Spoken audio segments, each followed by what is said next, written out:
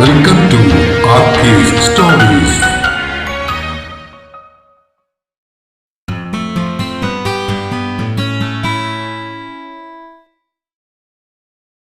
Love in Goa N I T love story ഭാഗം 21. രചനയും അവതരണവും രഘുദാസ് കട്ടുങ്കൽ. പിറ്റേ ദിവസം കാലത്ത് ഗംഗയും നിമിഷയും നന്ദിതയും കൂടി തറവാടിന്റെ മുകൾ നിലയിലുള്ള വരാന്തയിൽ തൊടിക്കപ്പുറത്തെ നെൽവയലിൽ നിന്നുമുള്ള ഇളം കാറ്റിന്റെ സുഖം ആസ്വദിച്ചുകൊണ്ടിരിക്കുകയായിരുന്നു. താഴെ നടപ്പാതയിലെ വളവ് തിരിഞ്ഞ് തറവാട്ടുമുറ്റത്തേക്ക് ഒരു കാർ വന്നു നിന്നു. അതിൽ നിന്നും പുറത്തേക്ക് ഇറങ്ങിയവരെ കണ്ട് ഗംഗയും നിമിഷയും ഒന്ന് ഞെട്ടി പരസ്പരം നോക്കി. എടി, ഇതവന്റെ പാരന്റ്സ് അല്ലേ? ആ തെണ്ടി അവിനാശിന്റെ. മുകളിൽ നിന്ന് അവരെ ഒരിക്കൽ കൂടി നോക്കിയതിനു ശേഷം നിമിഷ ഗംഗയോട് ചോദിച്ചു.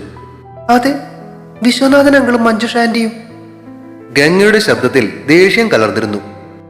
അന്ന് ബാംഗ്ലൂര് വെച്ച് അവൻ തേച്ചിട്ട് പോയപ്പോ ഈ ആന്റി നിന്നെ വിളിച്ച് കുറെ സോറിയൊക്കെ പറഞ്ഞതല്ലേ? അവരുടെ ഒരു സോറി ഇപ്പൊ എന്തിനാണ് അവ ഇങ്ങോട്ട് കെട്ടിയെടുത്തിരിക്കുന്നത്? ഗംഗ അവരെ നോക്കി പല്ലിറുമി. എന്തായാലും നീ വാ, നമുക്ക് താഴേക്ക് ചെല്ലാം. നിമിഷ കസേരയിൽ നിന്നും എഴുന്നേറ്റുകൊണ്ട് പറഞ്ഞു. ഞാനെങ്ങുമില്ല, നീ പോയി സ്വീകരിച്ചാ മതി. ഗംഗ മുഖം തിരിച്ചു. ചെല്ല് ചേച്ചി കുട്ടി, ചെന്ന് ആരുഷേട്ടനെ ഒന്ന് പരിചയപ്പെടുത്തി കൊടുക്ക്. അവര് കാണട്ടെ എന്നേ, അവരുടെ മോനെക്കാളും നല്ല ചൊങ്കൻ ചേക്കനാണ് നമുക്ക് കിട്ടിയേക്കുന്നതെന്ന്. ദേ, അത് കറക്റ്റ്. നീ വന്നേ. സത്യത്തിൽ അവൻ കാരണമല്ലേ ആരുഷ നിന്റെ ജീവിതത്തിലേക്ക് വന്നത്. അതിനൊരു നന്ദി വാക്കെങ്കിലും നമുക്ക് പറയാം. മാത്രമല്ല, അവര് വന്നത് എന്തിനാണെന്ന് അറിയണ്ടേ?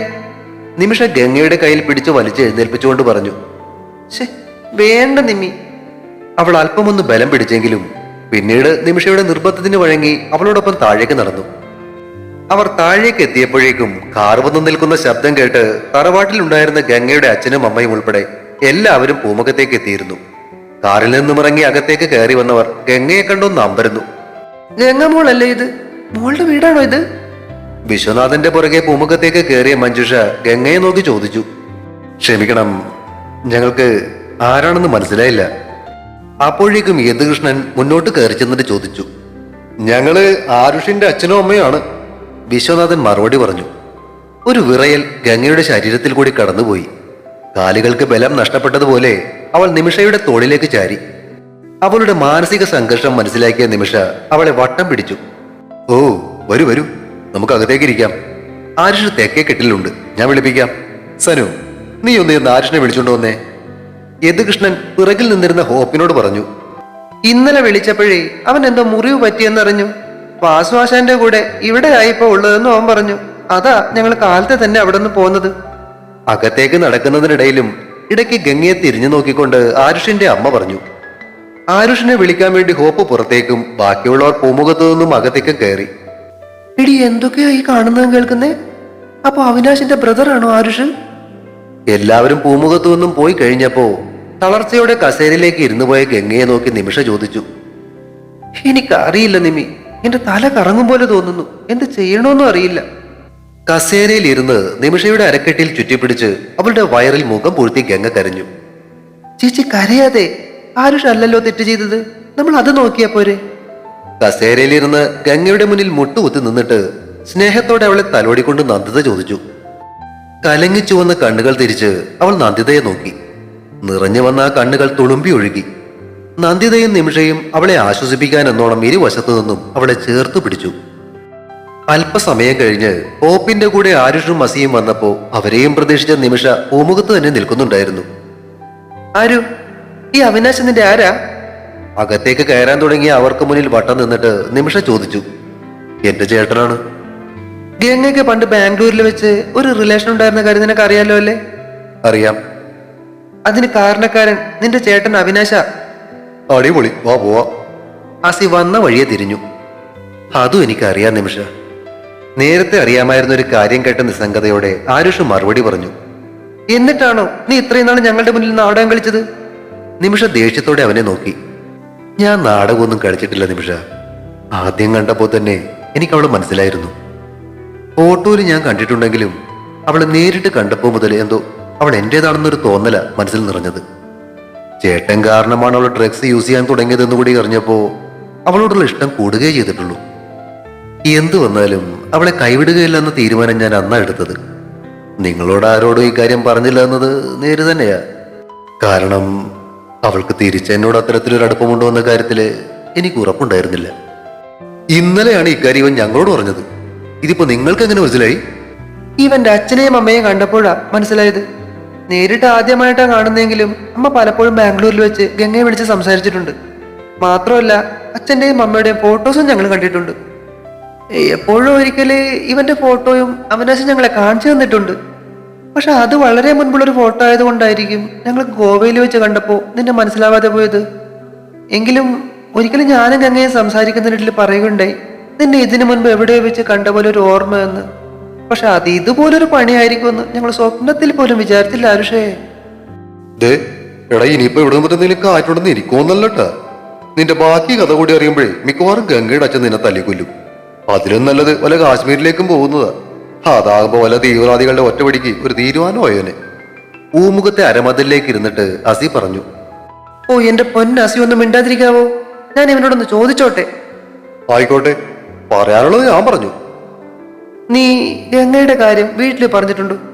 നിമിഷ വീണ്ടും ആരുഷിന്റെ നേർക്ക് തിരിഞ്ഞു. ഇല്ല, അതിനുള്ള സമയം കിട്ടിയില്ല.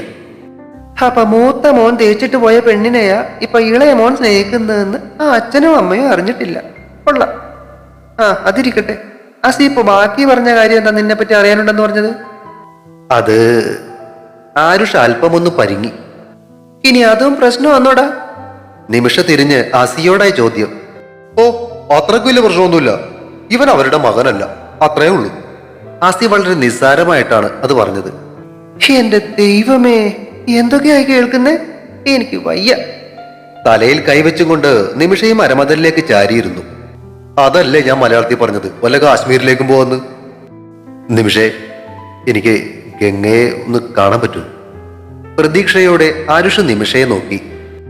വേണ്ട, നീ ഇപ്പൊ അവളെ കാണണ്ട. അവൾ ആകെ ഡിസ്റ്റർബ്ഡാ. ഭൂമിയിൽ അവൾ ഏറ്റവും വെറുക്കുന്ന ഒരു വ്യക്തിയാ ആ അവിനാശ്. അവന്റെ അനിയനാ നീ എന്നറിഞ്ഞത് തന്നെ അവൾക്ക് താങ്ങാൻ പറ്റാതായിരിക്കുക. ഇനിയിപ്പോ ഈ കാര്യം കൂടി അറിയുമ്പോൾ അവൾ എങ്ങനെ പ്രതികരിക്കുന്നുപോലും അറിയില്ല. നിന്നെ കാണണ്ടെന്നും പറഞ്ഞാ അവളിപ്പോ മുകളിലേക്ക് പോയത്. ആരുഷിന്റെ മുഖം മങ്ങി. അതിന് ശരിക്കും ഇവൻ അവിനാശിന്റെ അനിയനല്ലല്ലോ, പിന്നെന്താ പ്രശ്നം? അസി നിമിഷയോട് ചോദിച്ചു. ഇവൻ പിന്നെ ആരാ? എന്താ മോൾക്കറിയണ്ടേ? പൂമുഖത്തു നിന്നുള്ള വർത്തമാനം കേട്ടിട്ട് പുറത്തേക്ക് വന്ന ആരുഷിന്റെ അമ്മയാണ് നിമിഷയുടെ ആ ചോദ്യം കേട്ടിട്ട് മറുപടിയായി ചോദിച്ചത്. അവർക്ക് പുറകെ മറ്റുള്ളവരും പൂമുഖത്തേക്ക് കടന്നു വന്നു. എല്ലാവരുടെയും മുന്നിൽ വെച്ച് സംസാരിച്ചു കൊണ്ടിരുന്ന കാര്യം പറയാൻ അല്പം സങ്കോചമുള്ളതുപോലെ നിമിഷ ഒന്നും മടിച്ചു. ആരുഷിനെ പറ്റിയല്ലേ മോൾക്കറിയേണ്ടത്? അവൾ മിണ്ടാതെ നിൽക്കുന്നത് കണ്ട് ആരുഷിന്റെ അമ്മ വീണ്ടും അവളോട് ചോദിച്ചു. പറയാം. അതിനു മുൻപ് എന്റെ മൂത്ത മകന് വേണ്ടി ഒരു ക്ഷമാപണം എനിക്ക് നടത്താനുണ്ട്. അവർ തിരിഞ്ഞ് ഗംഗയുടെ അച്ഛനെയും അമ്മയെയും നോക്കിയിട്ട് പറഞ്ഞു. എന്താണ് അവർ പറയാൻ പോകുന്നതെന്ന് ആകാംക്ഷയോടെ എല്ലാവരും പരസ്പരം നോക്കി. ഗംഗ മോൾക്ക് ബാംഗ്ലൂരിൽ വെച്ച് ഒരു അഫയർ ഉണ്ടായിരുന്ന കാര്യം എല്ലാവർക്കും അറിയാവുന്നതാണല്ലോ. അത് എന്റെ മൂത്ത മകൻ അവിനാശമായിട്ടായിരുന്നു. അവർ പറഞ്ഞു വന്നത് ഒന്ന് നിർത്തി. യദുകൃഷ്ണന്റെ മുഖം അതോടെ ഇരുണ്ടു. ദേഷ്യത്തോടെ എന്തോ പറയാൻ ശ്രമിച്ച അദ്ദേഹത്തെ തൊട്ടടുത്ത് നിൽക്കുകയായിരുന്ന വേദിക തടഞ്ഞു. ക്ഷമ ചോദിക്കാൻ പറ്റാത്ത തെറ്റാണ് അവൻ ചെയ്തതെന്നറിയാം. ആ ഒരു കാര്യം കൊണ്ട് തന്നെ ഞങ്ങളുടെ തല എന്നും നിങ്ങളുടെ മുന്നിൽ കുനിഞ്ഞു തന്നെയേ നിൽക്കൂ. കഴിയുമെങ്കിൽ എന്റെ മകനോട് ക്ഷമിക്കുക. വേദികയുടെ അടുത്തേക്ക് ചെന്നിട്ട് അവരുടെ കയ്യിൽ പിടിച്ചുകൊണ്ട് ആരുഷിന്റെ അമ്മ പറഞ്ഞു. പിന്നെ ഇവനെ കുറിച്ച് അറിയാനാന്നേ എന്റെ വയറ്റിൽ ജനിച്ചില്ല എന്നേ ഉള്ളൂ. ഇവൻ എന്റെ മകൻ തന്നെയാ. ആരുഷിന്റെ അടുത്തേക്ക് ചെന്ന് അവനെ ഒന്ന് കെട്ടിപ്പിടിച്ച് ചേർത്ത് നിർത്തിക്കൊണ്ട് അവർ പറഞ്ഞു. അവിനാശിന് 2 വയസ്സുള്ളപ്പോഴാ ഞങ്ങൾ ഗുജറാത്തിലെ സോമനാഥ ക്ഷേത്രത്തിലേക്ക് ഒരു തീർത്ഥാടനം നടത്തിയത്. അന്ന് അവിടെ വെച്ച് പാർവതി ദേവിയുടെ അമ്പലത്തിന് മുന്നിൽ കരഞ്ഞുകൊണ്ട് നിൽക്കുന്ന ഒരു കുഞ്ഞിനെ ഞങ്ങൾ കണ്ടു. പിച്ച വെച്ച് നടക്കാൻ മാത്രം പ്രായമായ ആ കുഞ്ഞിന്റെ തോളില് ചെറിയൊരു ബാഗും തൂക്കിയിട്ടിരുന്നു. അതിൽ പിടിച്ചും കൊണ്ട് വേണ്ടപ്പെട്ട ആരെയോ അന്വേഷിച്ച് കരയുന്ന അവനെ അവിടെ വിട്ടിട്ട് പോരാൻ ഞങ്ങളുടെ മനസ്സ് അനുവദിച്ചില്ല. അവനെയും എടുത്ത് അടുത്തുള്ള പോലീസ് സ്റ്റേഷനിൽ പോയി ഇൻഫോം ചെയ്തു. അവിടെ ഏൽപ്പിക്കാൻ ശ്രമിച്ചപ്പോ അവൻ പിടിവിടാതെ എന്റെ കഴുത്തിൽ തന്നെ തൂങ്ങിക്കിടക്കുകയായിരുന്നു. പഴയ ഓർമ്മയിൽ അവരൊന്ന് നിശ്വസിച്ചു. പിന്നെ ആരുഷിനെ ഒന്നുകൂടി ചേർത്ത് പിടിച്ചു. അന്ന് ഇവനെ സ്റ്റേഷനിൽ ഏൽപ്പിക്കാതെ ഒരാഴ്ച ഞങ്ങൾ അവിടെ തന്നെ താമസിച്ചു. ആരെങ്കിലും അന്വേഷിച്ച് വന്ന തിരികെ ഏൽപ്പിക്കാൻ വേണ്ടി. പക്ഷെ ആരും വന്നില്ല. പിന്നീട് അവിടെ കമ്മീഷണർ ഓഫീസിൽ പോയി എഴുതി കൊടുത്തിട്ട് ഇവനെയും കൊണ്ട് ഞങ്ങൾ കൊച്ചിയിലേക്ക് പോന്നു. അത് കഴിഞ്ഞ് നിയമപ്രകാരം ഇവനെ ദത്തെടുക്കുകയും ചെയ്തു. എന്റെ മകനായിട്ട് തന്നെയാണ് ഇവനെ ഞാൻ വളർത്തിയതും. പിന്നീട് ഇവൻ 20 വയസ്സായപ്പോഴാ ഇവനോട് ഈ കാര്യം ഞങ്ങൾ പറയുന്നത്. ഇവന്റെ മാതാപിതാക്കളെക്കുറിച്ചും ബന്ധുക്കളെക്കുറിച്ചും ഇവൻ അന്വേഷിക്കണമെങ്കിൽ ആയിക്കോട്ടെ എന്ന് വിചാരിച്ചു.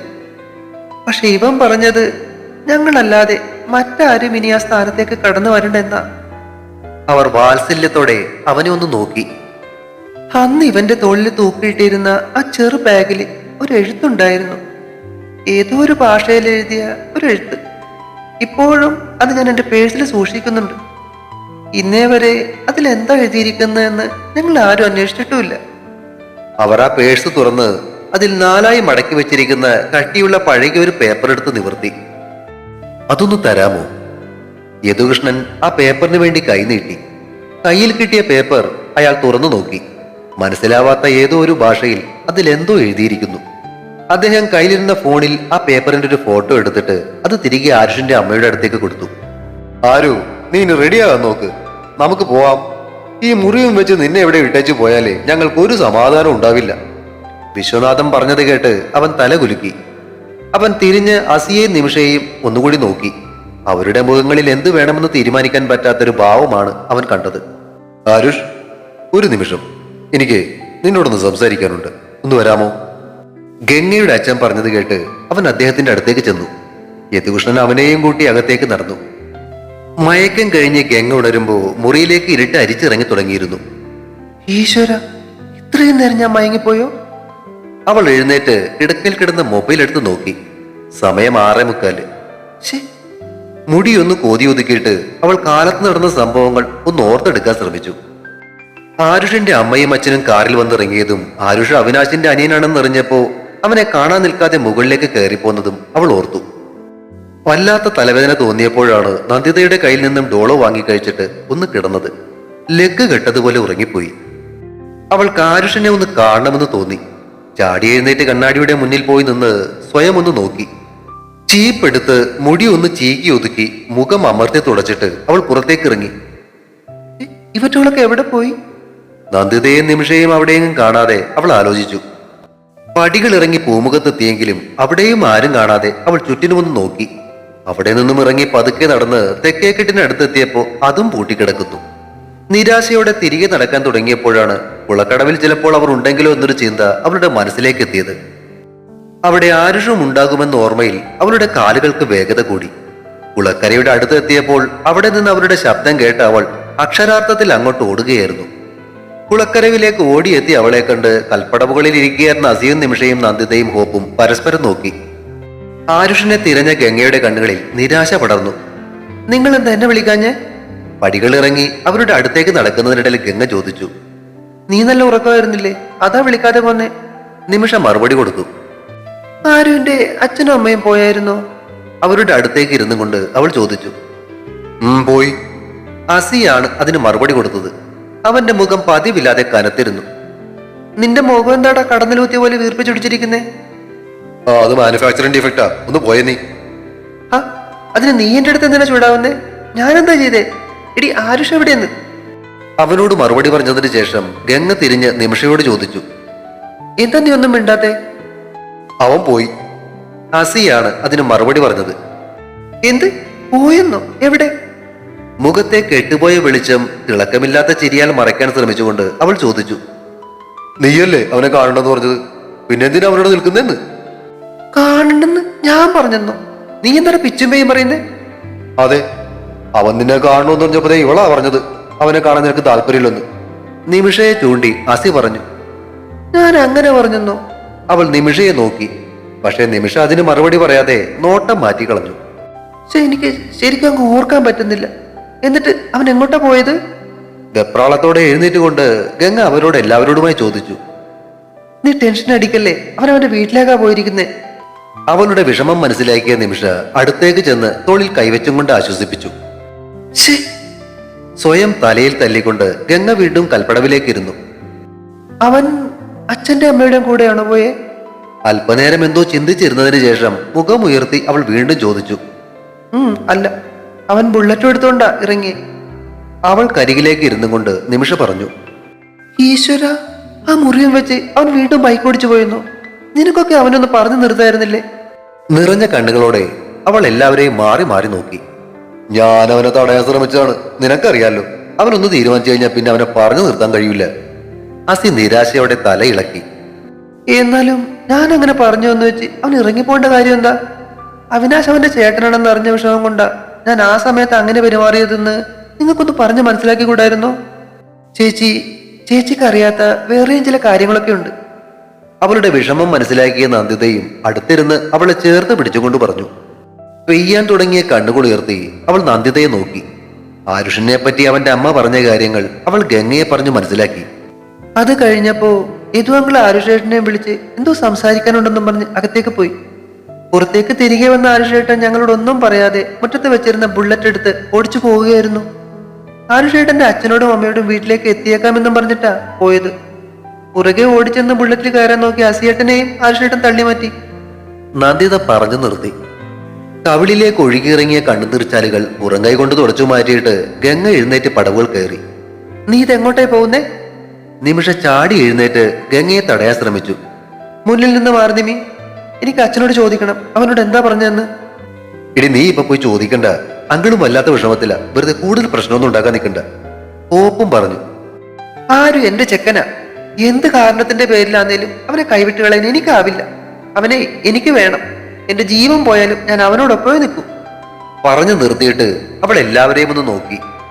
എന്ത് പ്രശ്നം ഉണ്ടായാലും നിങ്ങൾ എല്ലാവരും എന്റെ കൂടെ നിൽക്കില്ലേ? എല്ലാവരെയും ഒരിക്കൽ കൂടി നോക്കിയിട്ട് പ്രത്യാശയോടെ അവൾ ചോദിച്ചു. സംശയമുണ്ടോ നിനക്ക്? അത്രയും നേരം കുളത്തിലേക്ക് തന്നെ നോക്കി കൽപ്പടവുകളിൽ ഇരിക്കുകയായിരുന്ന അസി മുഖം തിരിച്ചിട്ട് അവളോട് ചോദിച്ചു. അവന്റെ വാക്കുകളിലെ ആ ദൃഢനിശ്ചയം അവളുടെ മുഖത്ത് കണ്ണുനീരിൽ കുതിർന്നൊരു പുഞ്ചിരി വിരിയിച്ചു. ഒരിക്കൽ കൂടി കണ്ണുകൾ തുടച്ചിട്ട് അവൾ കുളത്തിന്റെ കൽപ്പടവുകൾ കയറി വീട്ടിലേക്ക് നടന്നു. തുടരും. ലവ് ഇൻ ഗോവ അടുത്ത ഭാഗം ഉടൻ പ്രതീക്ഷിക്കുക.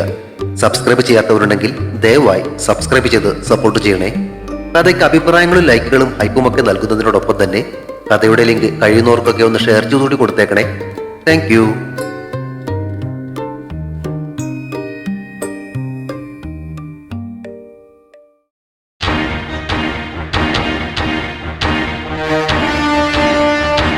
See you soon.